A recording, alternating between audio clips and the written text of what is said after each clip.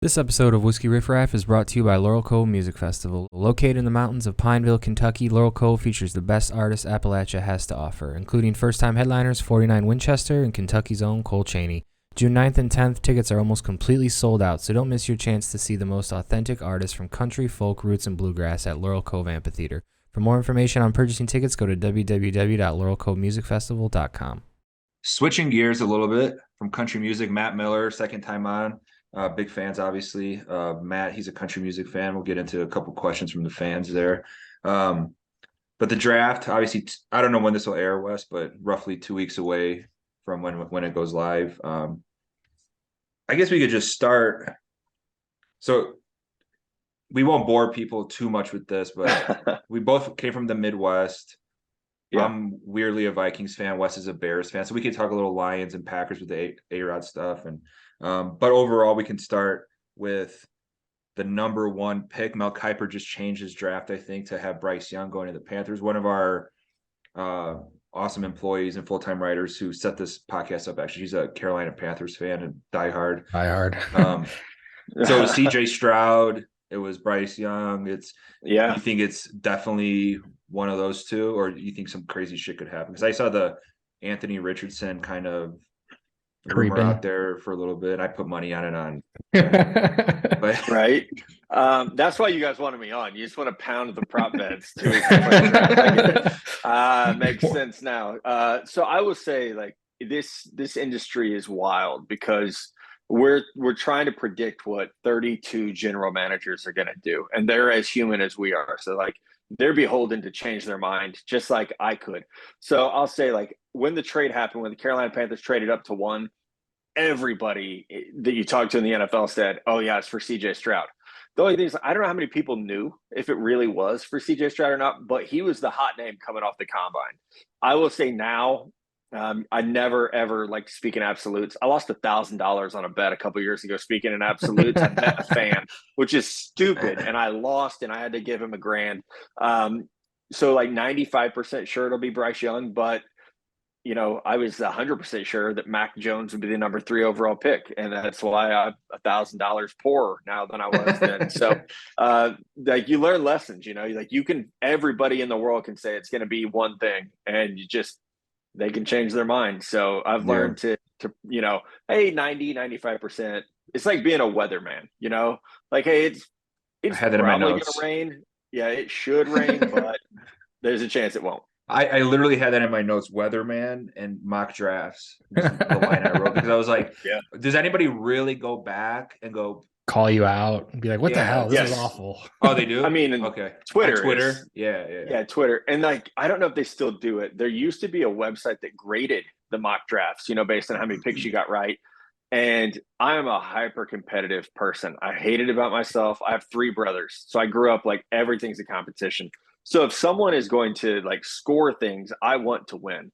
And it's a really hard thing it gets in your mind a little bit of, man, if I get this wrong, even though everything, like all the information could tell me this is going to happen and it doesn't, you're going to get people chirping a little bit. Mm-hmm.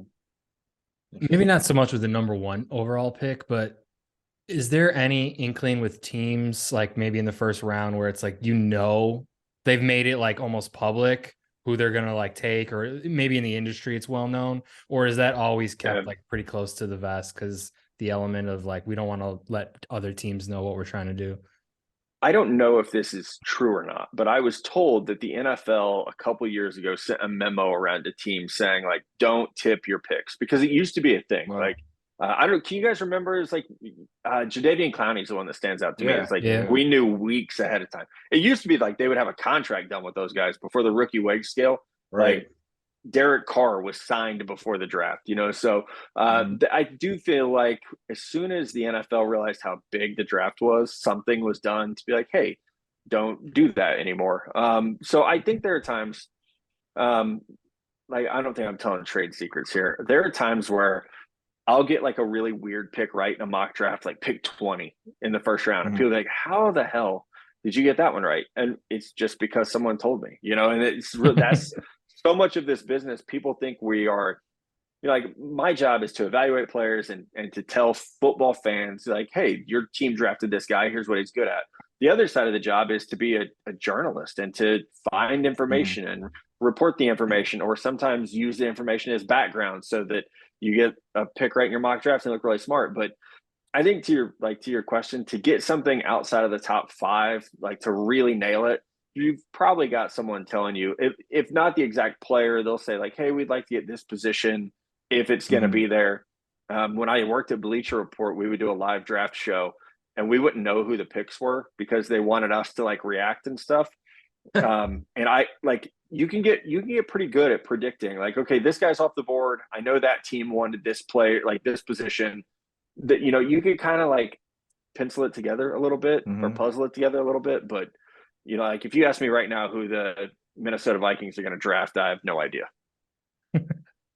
Yeah, I'll get to that. That's one where you guys are going. Yeah, well, I will get to it because a name I started seeing a lot was Hooker, and I just saw an NFL.com mock draft, and they had him going to the Ravens, interestingly enough. But Will Levis is a story I just read about. I don't know where exactly. A few different spots posted about some unnamed executive said he's like bombing interviews and he's just like an entitled douchebag. Basically, was the like premise of it. Paraphrasing, obviously, but... basically what he sounded like. The guy did not. Obviously, you can get personal, right? Like these are people, right? So you sit in a room with him, you walk out, you could be like, that guy. I don't want to have to deal with them. That guy, like.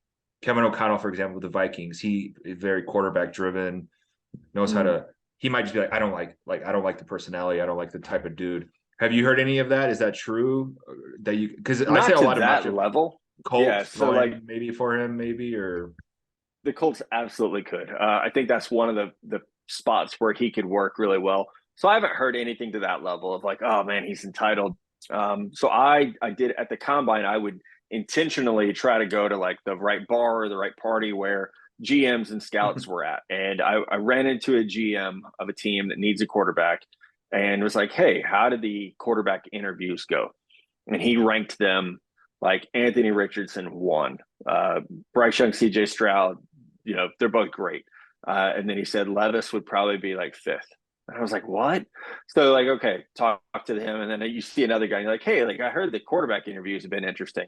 Guy's like, yeah, man, Levis bombed our interview. We don't know what's going on, because everything you heard leading up to the combine was, hey, this dude's great. Like he's a leader, super high character, works his ass off. Like this is exactly what you want at quarterback. I think like, so what I've been told, and I didn't sit in any of his interviews, obviously, what I've been told at the combine was that he was just really anxious. Like he wanted to give every answer the right way. And he was, like tense and tight. And so you have that happen. And then teams are like, well, he kind of plays tense and tight. So is there something to that? Is he waiting for everything to be perfect before he throws? And is he gonna like drive himself into the ground if he has a bad game? And to me, it sounds a lot like Carson Wentz, which maybe it's not, but that's the best example I can come up with, where when everything was good, Carson was great. But the minute he started to struggle, he's like looking over his shoulder, like, oh man, Jalen Hurts is back there, or Nick Foles is back there. And it just, it really ended his career. So I think with Levis, you worry about that a little bit of, is he going to be able to rebound if he has a bad game? And he's going to. It's going to happen. So how well will he bounce back from that? I hope that he hears all this and it puts a gigantic chip on his shoulder. And he's like, I should have been the first pick. Watch me go, because he is really talented. Mm-hmm. You mentioned Anthony Richardson being on the top of some GM's quarterback list. Do you think he has a realistic chance of being, maybe they're at 2, maybe they're at 4?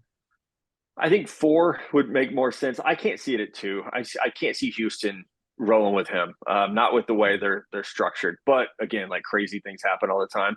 I think with Anthony, it does get hard to find a landing spot for him. Like we all know how talented he is and the potential that he has. It's easy to see. Like anyone could watch him. You could watch him walk into a room and be like, yeah, that guy's a good athlete. And it's obvious. So it could be 4 to Indianapolis. Definitely. I think Shane Steichen, that fits what Anthony's good at. We saw what Shane did as offensive coordinator in Philly with Jalen Hurts and the development there, and the way they really created a scheme to help him realize all his abilities. So I think 4 makes sense. Detroit at 6. I don't think Seattle at 5, Detroit at 6. I don't think they will go quarterback that early, just because they like Geno and they like Jared Goff, and they both teams were, they were good teams last year. They were on the cusp of being playoff teams. Detroit was, Seattle was a playoff team. So I see them as these are extra picks we didn't think we would have. Let's get an impact player. But the Raiders at 7 are pretty interesting with Anthony Richardson. Josh McDaniels famously drafted Tim Tebow in the first round when he was with the Broncos. So like he's not afraid to go against the grain a little bit and take an athletic quarterback. And Anthony Richardson's a million times better as a passer than Tim Tebow was. So I mean, that's the one I'll be watching. Yeah, I mean, wasn't there like a similarity? Because a lot of people forget about Josh Allen when he was coming out. There was a lot of like, wait, what the fuck just happened? Like, who's this guy? Yeah. Right. There was like a little bit of that on the social media world, and then now you look at him, and I kind of the Richardson stuff. People like you go on Twitter, it's just like, oh, they show him like they show the highlights, but then the other people are showing kind of the look like his accuracy or this or that. And, but the game has changed so much because I was like going through just a bunch of stuff, and like that Tanner McKee from Stanford was like a statue, and he's like went to a Vikings visit. Everybody's like, no, on the Reddit channel, like we don't need a Sean Mannion backup version guy. So like the game has changed a little bit, right? Like whether it's just what you want your offense to be, but when it comes to analytics, to switch to baseball quickly, bless his heart, we love him because Theo Epstein brought a championship to the Cubs. He was recently interviewed, and he was basically talking about like intellectualism has gone maybe a little too far now in baseball. It's so driven by the analytics. In football, it is a thing too. Quasi with the Vikings, obviously background, but you don't hear it as much. So are there things that fans don't necessarily know that from an analytics perspective are being looked at for a guy like a quarterback versus an offensive tackle? Maybe not as much, but is there any insight you have to that whole world? Because it's pretty damn interesting. Yeah. I think for football right now, teams are using analytics more to narrow down the pool, so like there's 117 FBS schools. So, and then, how many others there are out there. So it's like, how do we narrow this down? And so it helps that way. I also think we're seeing more things like with the intellectualism. You guys have probably heard about it. It's like everyone's talking about it right now. It's called S2 cognition. And it's a test, used to, we had the Wonderlic where it's like, like an aptitude test almost. So this is different because it gauges more like what an athlete would need to use, like spatial recognition, reaction time, even instincts a little bit. And players like Josh Allen, Jalen Hurts, Patrick Mahomes, Brock Purdy, like they've all done really well in this test. So right now it's that hot new thing of, well, it kind of predicted these guys, or at least even if it didn't predict it, it helped us say, like, here's another piece to the puzzle, and they're really good at this. And so I think that's where analytics are with football right now of it'll help break ties or eliminate players more than anything, more than, it's not quite to the money ball part of, well, this guy he does this one thing really well, so we're going to just ask him to do that. I wouldn't be surprised if that comes in football where you see, more role players, but I think it's so hard with a salary cap and with, a 46-man active day roster. Like so much gets hard, and you need people who can do a lot of things. So I do think with quarterbacks, especially, it's, we've seen things, I think, get more specific, not just like with QBR, but, even evaluating Anthony Richardson, you can look and be like, okay, he's a 54% completion percentage throughout his career. That's really bad. That would be I think the worst ever drafted in the first round. But I think even the analytics of that is, okay, well, how many drops were there? How many completable passes did he throw? And you can start to look at those things and say, okay, well, maybe that 54% is not accurate. Maybe he's still not Patrick Mahomes, but maybe the accuracy is better than we thought it was. So I think that's where that the analytics also for size is probably like a bigger part of evaluating right now than statistical analytics. It's more like, height, weight, speed. You can look at tight ends who've been productive in the NFL. There's actually athletic markers that every one of those guys who've had 1,000 yards receiving as a tight end, they've all hit certain athletic markers. So I think that's also a big part of it right now. Very interesting. Yeah. I mean, I've seen like with some people like the Northwestern tackle, like his arms are like maybe a little too short. Like that's like the one knock on him. Yeah. And then like Kalijah Cansey's like a little undersized, but kind of Aaron Donald mold-esque. Like, so I think those are the kind of things where people are like, well, he's just, even Bryce Young being a little bit short. Like, Yeah, Bryce is a good example. it's Yeah. like Well, one of those. isn't Bryce? Is Is there anybody you would compare Bryce? I actually had that in my notes because it's when I like quickly look at in my head like around the league. And I've watched him play. Obviously, we all have on that stage that he's been on. It is a little different, no? Like he's a little different. He's little. He's a little. Yeah. Like Drew Brees, is that like a guy like? Yeah, but Drew was kind of thick. At least toward the end of his career, Drew was kind of thick. Same with Kyler Murray. Like I would say Kyler's short, but Kyler's thick. I mean, that dude's especially lower body. I mean, he's built. I don't know. There's not a body type comp for Bryce Young. There's truly no one like that. Doug Who's Flutie. yeah, right. Doug Flutie. I mean, like Ryan Tannehill is one of the more narrow quarterbacks I've ever seen in my life. Like I interviewed Ryan, and he'd been in the NFL like 5 years, and I could not believe how just like my shoulders are wider than his, and I'm not a big guy at all. I was like, what is going on here? So I think for Bryce, play style reminds me of Joe Burrow because he's just so good in the pocket. He's so poised. He's like so fast. It's realizing what the defense is doing, just like lightning fast processing speed. But Burrow's like not small. Like Joe Burrow, right. I always said like Joe Burrow would be the tallest guy you went to high school with, and he's a small NFL quarterback.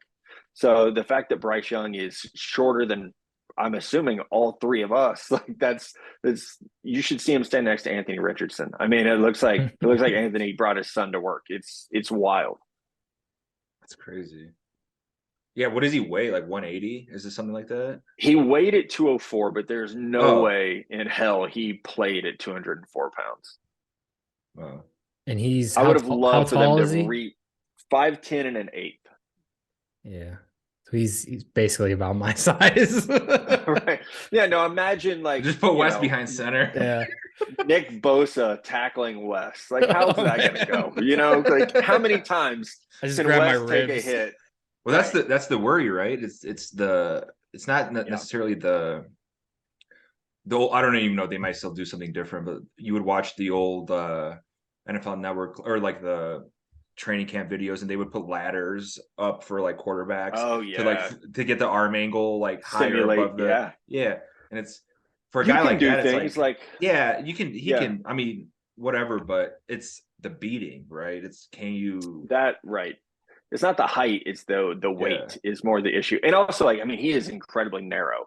So, a normal quarterback gets tackled. There's some thickness there to help. And Bryce he hurt his shoulder this year getting tackled. So that's kind of the like, oh man. And that's the crazy thing. There's really not anything to his game other than his size that you don't feel great about.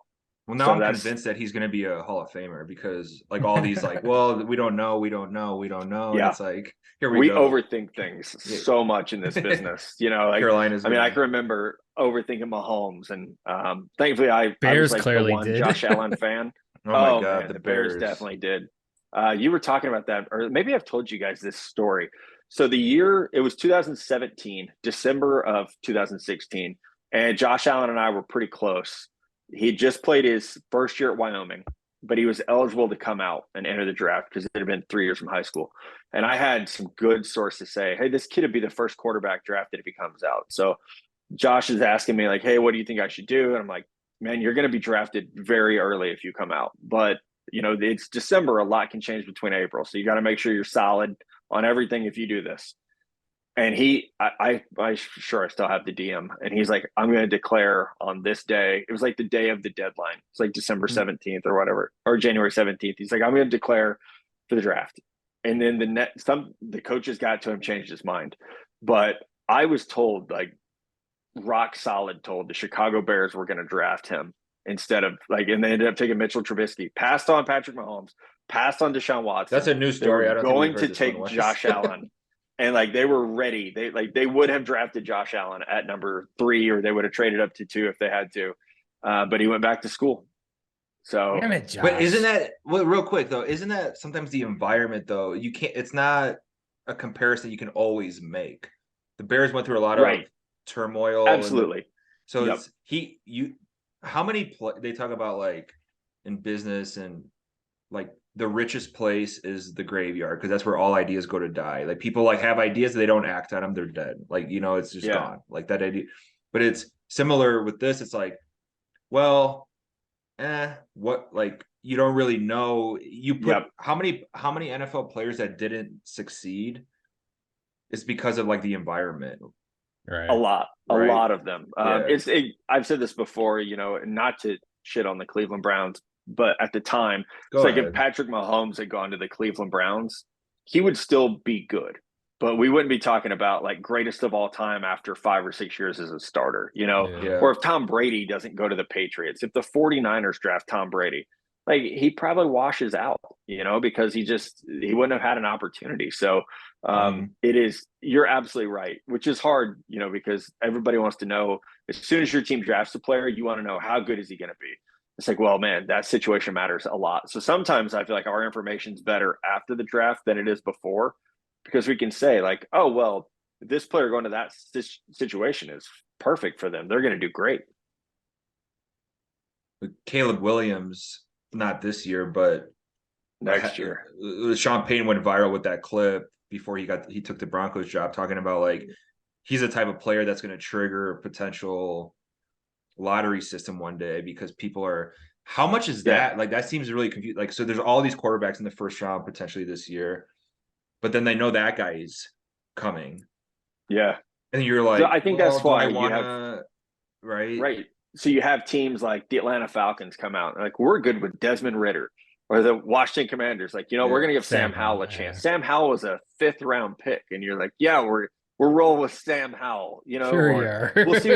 Let's see what the Titans do. Like, do they try to get a quarterback? They're at 11. Do they try? I mean, so you are always looking ahead. Like I am, teams are, and it's funny how many conversations I'll start having like via text about next year, because like the area scouts, fun fact, they don't have a say usually in what happens during the draft. So they've already started to move on, and it'll be, hey, we'll like come in, to the facility for the draft and watch in a separate room, usually from where the owner and head coach and GM are.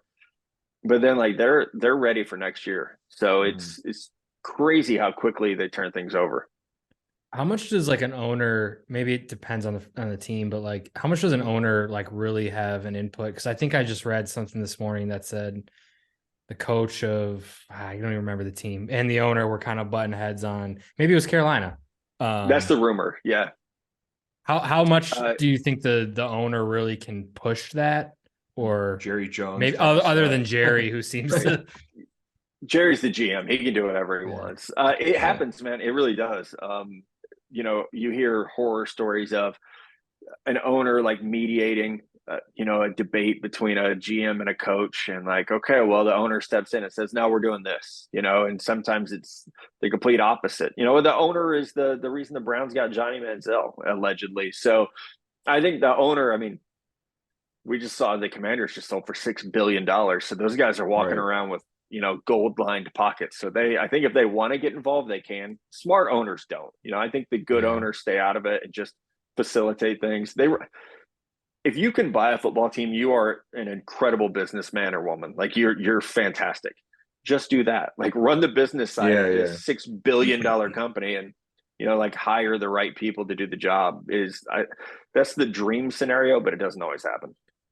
That was like, because the Bears, the whole thing with them moving to Arlington Heights and out of Chicago, and like they brought the guy in, I forgot his name, from Kevin Warren. And he was with the Vikings too, and like their ownership is very like, let's make the best facilities ever. They kind of stay out of the way, it seems like, and then they got all those was it the first year? This year they did like the scoring chart for like whatever in the Vikings the NFLPA rankings. So I'm like, that's gotta help. Crazy. That's gotta help my team with like free agents, right? They see that and they go, oh, this is nice. The food is good and everything's good. It's like, but real quick on the GM or owner, I guess it was a GM. Wasn't it last year's draft? Because they have the cameras right in the war rooms. When the Titans traded. It was like Vrabel's reaction. Those moments, it's like you don't even involve the coach when you're trading. And they had no receivers. They were dying for a receiver. They're still dying for a receiver. It's like, seems a little bizarre. right? Right. And that GM got fired mid-season. Yeah. It's also like, how much did that play into it? Of like, oh, that guy's gone now. Like that probably didn't help the situation out a whole lot. And especially when you come out and your team's not playing well.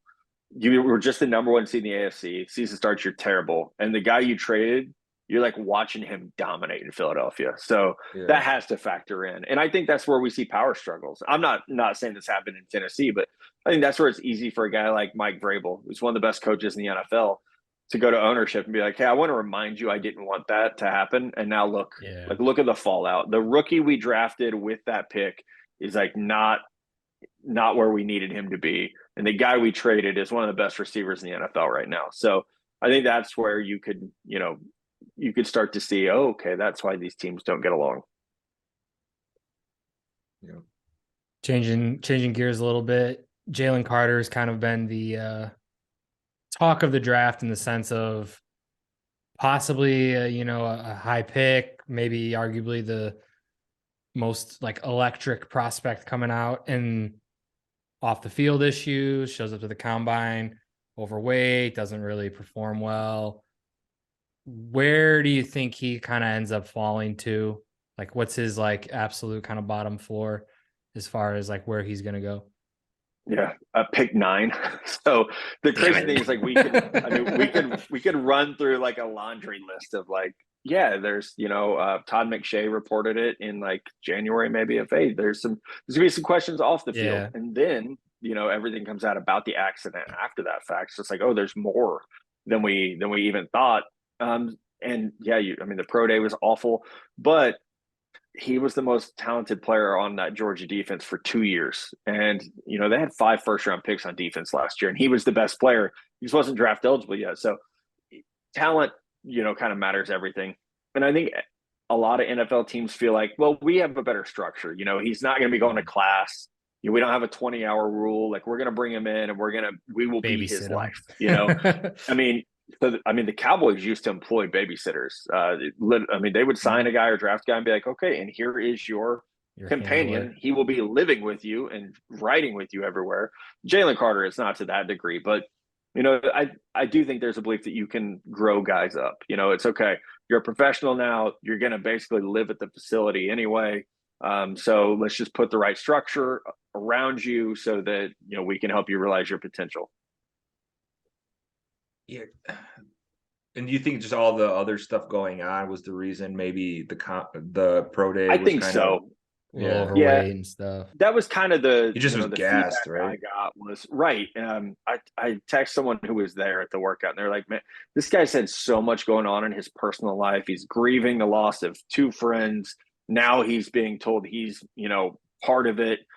Responsible or whatever. Whether he was or wasn't, like the fact that they filed charges 30 minutes before he was set to speak at the combine was Bush League. He's got to leave the combine and deal with that. And it's like, I imagine the stress of that on top of the grief. Like, okay, you had a bad pro day. It's kind of understandable. Yeah. Do you think a team above 9 will take him? Very, very likely. I do. Like, he's just so good. Honestly, it's hard to, again, pinpoint. So much will depend on what happens at the first and second picks. But, Seattle at 5 makes a ton of sense for him. It's a need. They've got a great locker room. They've got a ton of structure. Definitely think the Bears would love to have him. So pick 9. I guess if 10 to Philly would be the only other. He's not getting past 10. I would feel very comfortable placing a bet. If I lived in a state where you could bet, I would feel very comfortable saying that he won't get past 10. Well, speaking of states that can bet, I'm in Colorado and the Broncos. most recently, I don't know if you saw Big Cat Barstool they do the team photo of the coaches, right? Where they just had the thing. Yeah. Sean Payton went viral for his bulge. Which I did not see that. I missed that. That was like all over Twitter. There's like that's why he's smiling, comments and stuff. But Sean Payton's back in the league. Obviously, we mentioned him earlier with the Caleb Williams stuff, but now he's got Russell Wilson. Living here now, it's different. I went from the Midwest where I was getting Bears games and NFC North and all that. Now I get the Broncos. And it was just, I've never seen anything so horrendous in my life, probably in all my years of a sports or an NFL fan, which just goes back to when I was a kid in the 90s. So it's like, do you think he's going to turn that around? Do you think he's going to turn Russell Wilson around? Do you like, you got to assume it's going to be a lot better, because he already said like Russell Wilson's like his like weirdos that are like in the facility, not happening. Opening press conference. So I'm like, I like that. Yeah, closing down Russ's office, which was the weirdest thing I've ever heard of. He told players supposedly, I don't know if you heard, but like I follow some of the guys on Twitter here, and then supposedly like fellow players were like, hey, you want to like talk to your quarterback, whatever, about something. He's like, here's my office, here's like the elevator. That's so weird, man. That's so bizarre. I've never heard of it. Office hours like that, ever. So hopefully, I think Sean will turn it around. He's just too good to not. I don't know if you could turn Russ around at this point. I hope so, because like what a tragic story that has been. You know, to go from never having a losing season, never missing the playoffs, and then you get traded, you like force your way out, you're like them or me, and they say, okay, see ya, and you go to Denver and it just completely falls apart. So I think Russ is corny and he's a little much at times, but you know, the dude's a Hall of Famer. Like, I don't want to see his career end that way. Corny's an understatement. Yeah, it's some of that Broncos country. Let's ride. Right. Yeah, man, it's so bad. And the Melvin Gordon screenshot everybody took when he's staring him at the bench before he got released, and it doesn't resonate. I mean, I even heard stories on the radio here when people were kind of like finally turning. They're like, this has been a disaster. They had guys from Seattle on all the time, and they were like, towards the end of his tenure in Seattle, there's like the Saturday night meeting or whatever Saturday meeting you might have before a Sunday game, and that like visibly laughing other players when he was talking, like visibly like laughing at him. You're like, oh, Jesus Christ. Like, Kirk Cousins is a nerd, but every guy in the Vikings is like, I'll die for that guy. He's tough. Like, I like him. He's wearing chains on the plane. Yeah. I don't know. There's a difference between being like likably nerdy and exactly. Just be authentic. Yeah. And you know, like there are guys in the NFL who are at quarterback who are very different, you know, whether it be politically or just, you know, like Andrew Luck didn't curse. It didn't matter. His teammates loved him, you know? So it's like there are guys that can have their peculiarities and it's fine.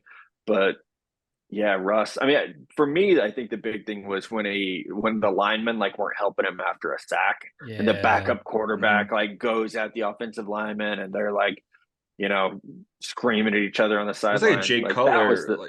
There was talk of, like, back in the day, Jay Cutler stuff. Like, you would just, the lineman kind of sometimes wouldn't be helping him. You're just like, you start connecting some dots, right? About just a teammate in general, right? And if your job is to protect that guy, then speaking of quarterbacks, though, real quick, the Aaron Rodgers trade, do you think it's accurate? Some of the news today was second round pick and then next year's first round pick. Seems like that's what I had heard, but it's like the Packers basically want an assurance that if he plays next year, they get something for that as well. Oh, okay. It's like, you know, it's like, okay, if it's just for this year, cool, second round pick, you can have him. But if it's going to be 2 years, they just want a little bit more. I feel like, you know, getting burned on the whole Brett Favre situation that was just like this situation 20 years ago is kind of crazy. So I do think they just want to cover their asses a little bit and make sure if this guy goes and, you know, wins the Super Bowl, at least we have a first round pick to make up for it. And like you mentioned, Caleb Williams, like we don't know how good Jordan Love's going to be. So you would really like to have 2 first round picks next year, whether it's Drake May at North Carolina, you know, like next year quarterback class looks really good as well. So, and like Caleb Williams is not a generational prospect, but he's like a once a decade prospect.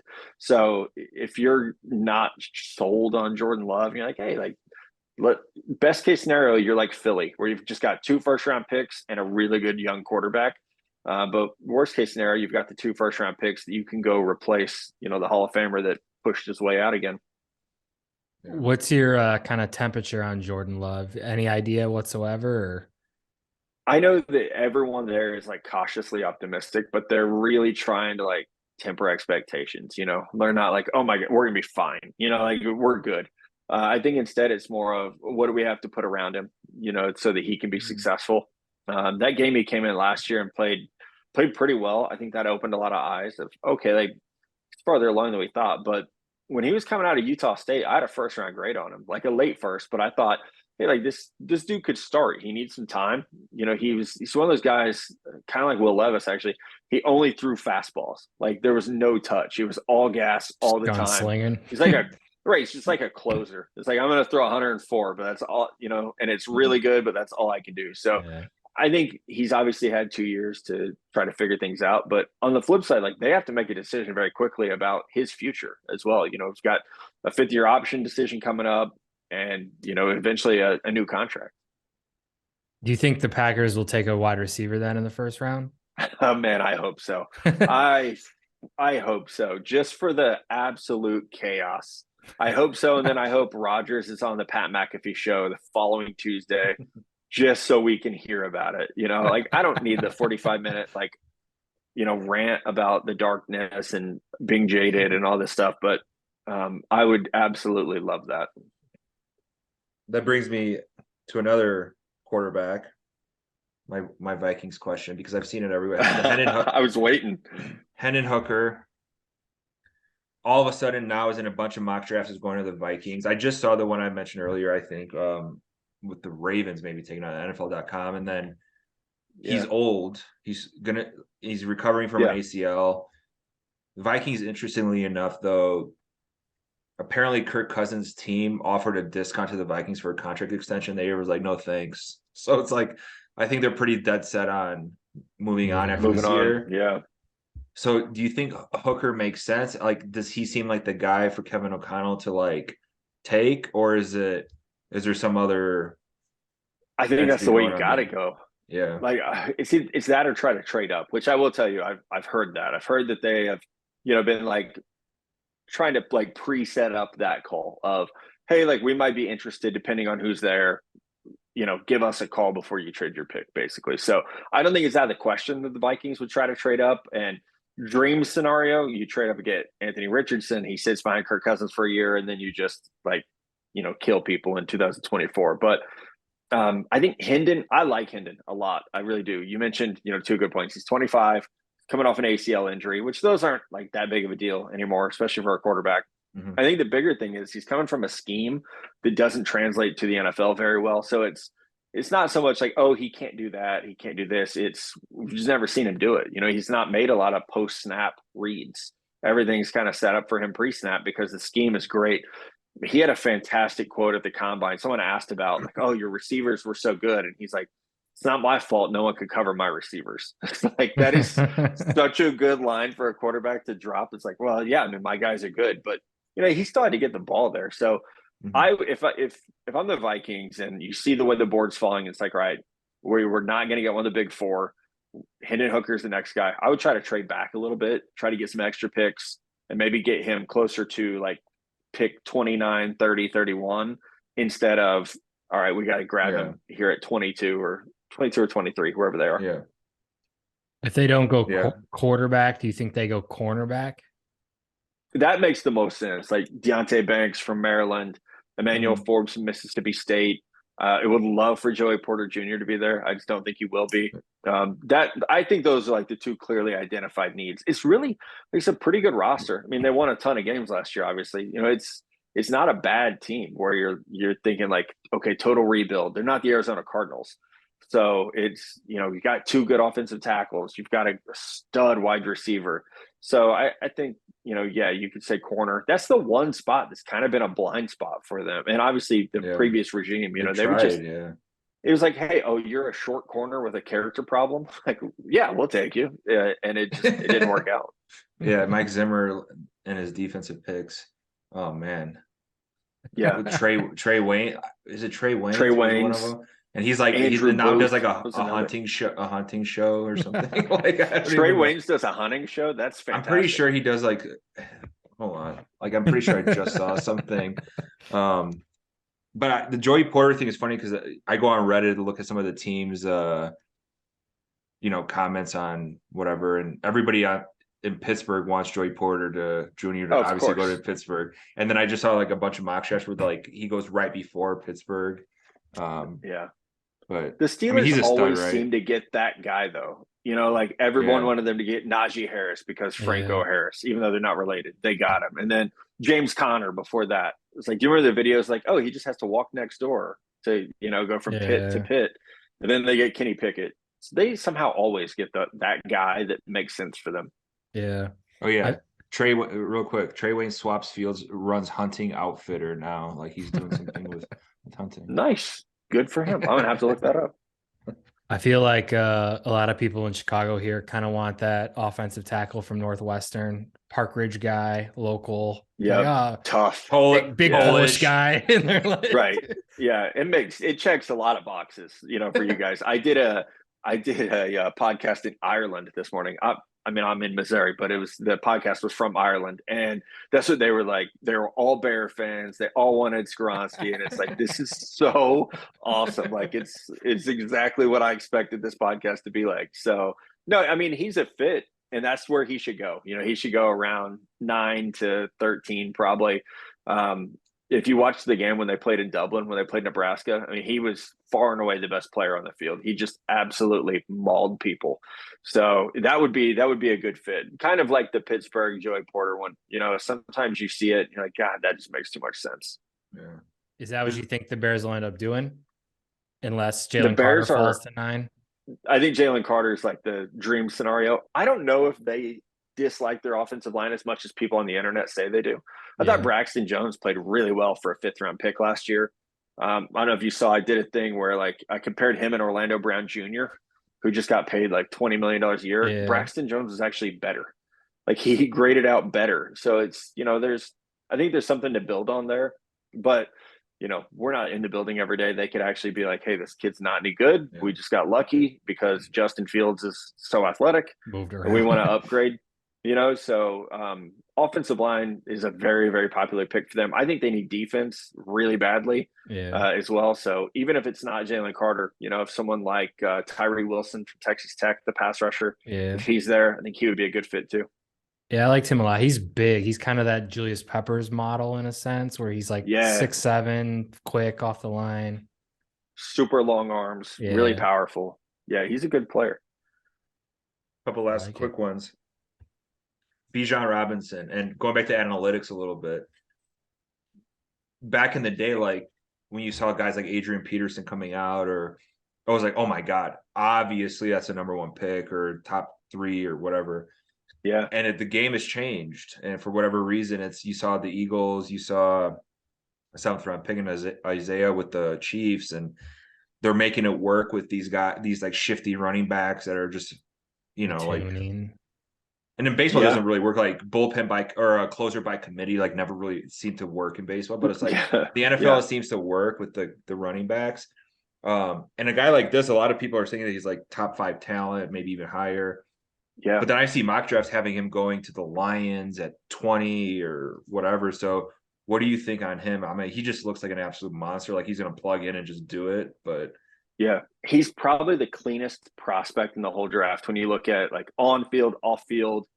I mean, he is, to me, he's the only guy in this draft that in 3 years you could say he's the best at his position. Maybe Jalen Carter if Aaron Donald retires, but he should be the best running back in the NFL. He's that talented, and as well as like nothing negative anywhere, like no injury history, no off-field history. He's just clean, but he's a running back, so he's very hard to project.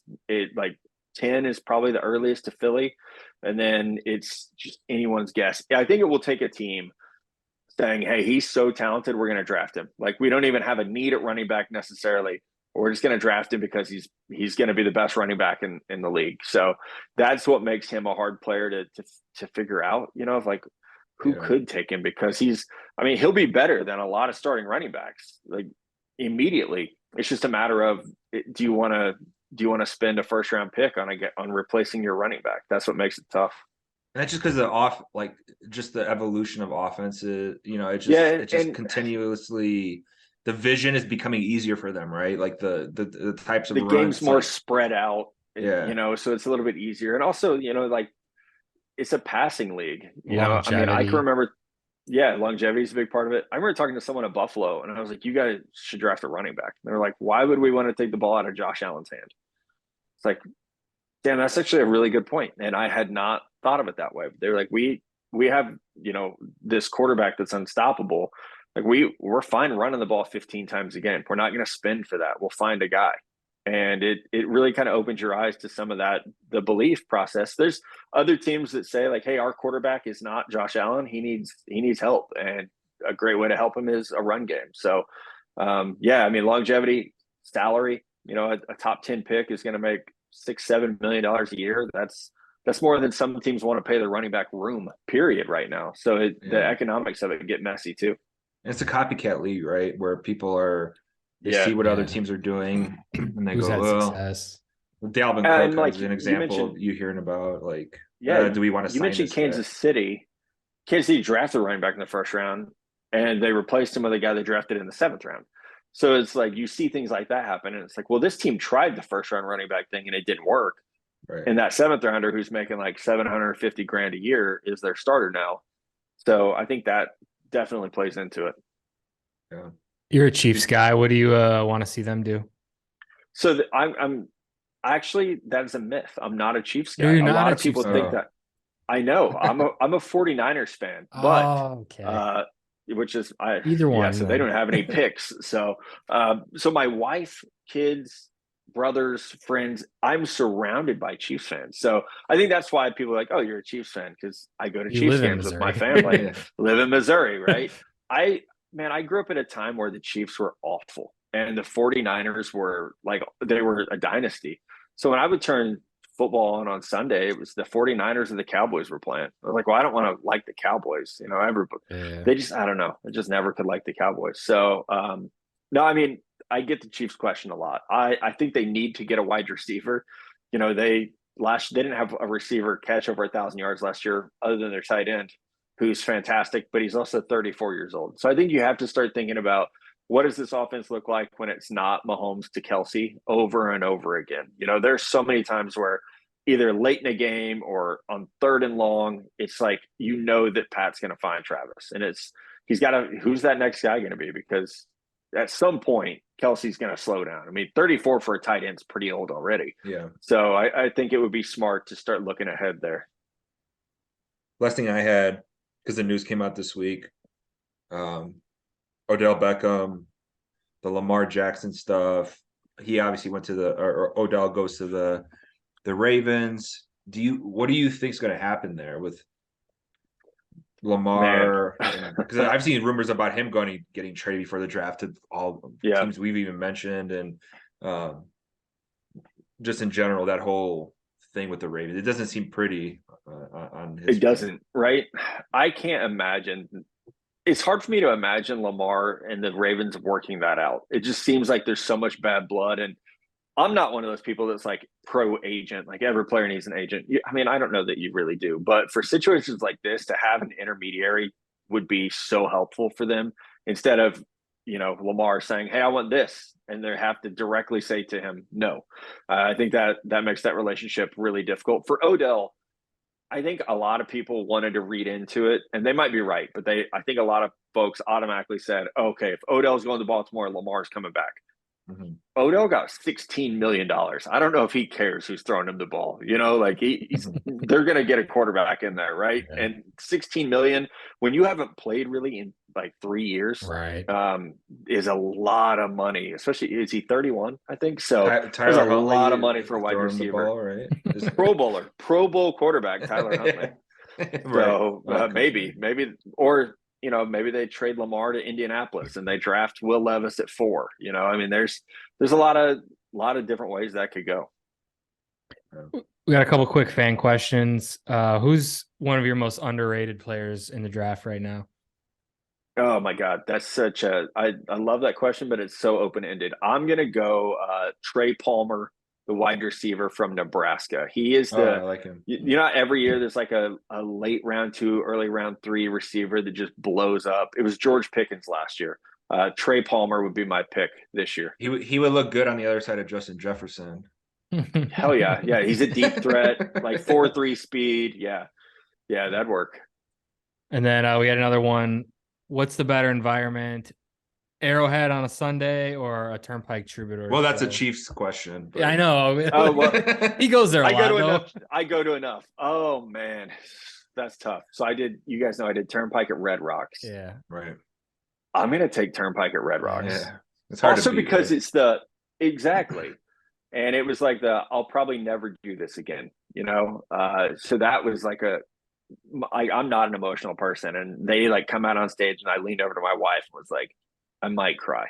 You know, it's like they had played like at Canes, you know, and then like it was like their warm up. And then the next show was Red Rocks. And we were there the first night and it was like, you know, some buddies got us VIP tickets. So we're like down sitting with the families and stuff. And I'm just like, it was also one of those moments where you just kind of like when cool things happen that you as a kid could have never imagined, like that your life is at that point. So it was a pretty cool emotional moment. Isbell at the Ryman is better than Arrowhead too, though. That's a chills all over your body experience.